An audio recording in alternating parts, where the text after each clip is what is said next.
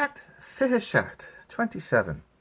The na bríothar an neamhrialta an amsir loirach, the irregular verbs, the present tense. Now, some of these we've seen and used before. They're not totally new. But you have to memorize this list, and like every other case, you have to just know which ones are irregular in this tense and which ones are not. So, time, or tame, beam for the habitual, we've seen that, right? Feckim, I see. Clishim, I hear. Dinam, I do. Tugum, I give. Tagum, I come. Berim, I take hold of. Fayim, I get. Ihim, I eat. Jerim, I say. Cheim, I go. And then, of course, the negatives are ni or nilim, it attaches. And the questions are unwillim, unmeme. So, unvekim, unglishin.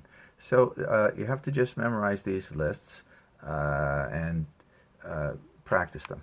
Now, I didn't do the other people, of course, so ta she, bein she, fekin she, and so on and so forth.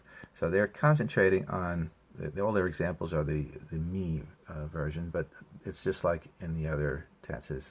The ones that are not first person have the pronoun, and then tagamij, the same ig ending for the we forms, as we've seen before. So, memorize this list and practice them.